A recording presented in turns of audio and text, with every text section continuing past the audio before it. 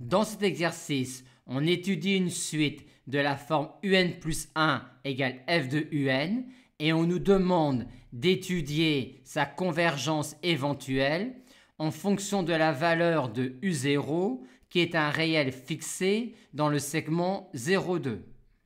La fonction f est celle-là et au début de l'exercice, on nous demande d'étudier les variations de f sur r ainsi que d'étudier le signe de f de x moins x sur 0,2, question qui ne pose pas de gros problèmes techniques et dont la résolution peut être résumée avec le graphique suivant.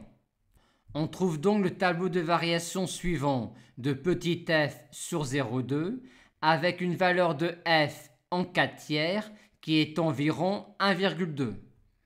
Et on a cela pour le signe de f de x moins x sur 0,2. Notez alors que les seuls points fixes de f sur 0,2 sont 0 et 1. Commençons maintenant la discussion selon la valeur prise par u0.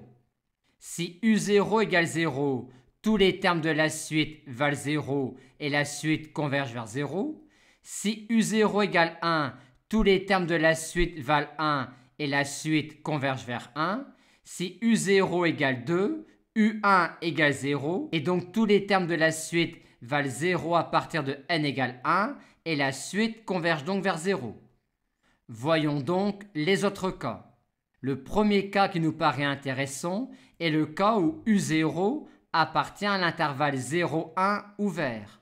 En effet, si on note J, l'intervalle 0,1 ouvert, on a alors u0 qui appartient à J, J qui est stable par petit f, et de plus f de x moins x qui est négatif sur J.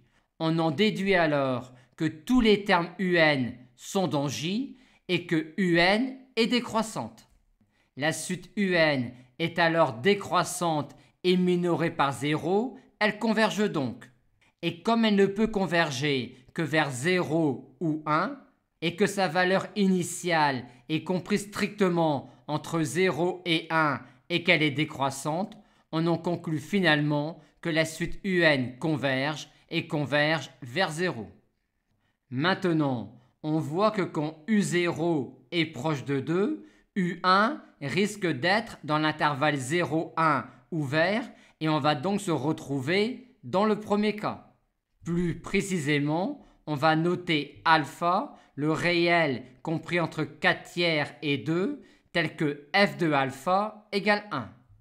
Aussi, si u0 égale alpha, un sera égal à 1 pour n supérieur ou égal à 1 et convergera donc vers 1. Maintenant, si u0 est compris strictement entre alpha et 2, u1 sera compris strictement entre 0 et 1 et on en déduit donc, d'après le cas 1, que dans ce cas-là, la suite un converge et converge vers 0. Maintenant, que se passe-t-il quand u0 est compris strictement entre 1 et alpha? Vu qu'ici, on a une valeur qui est environ 1,2 et que alpha est strictement plus grand que 1,5, on en déduit que cet intervalle-là est stable par f.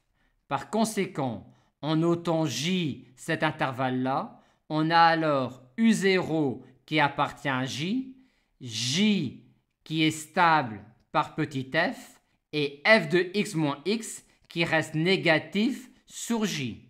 On en déduit alors que tous les termes un restent dans J et que la suite un est décroissante.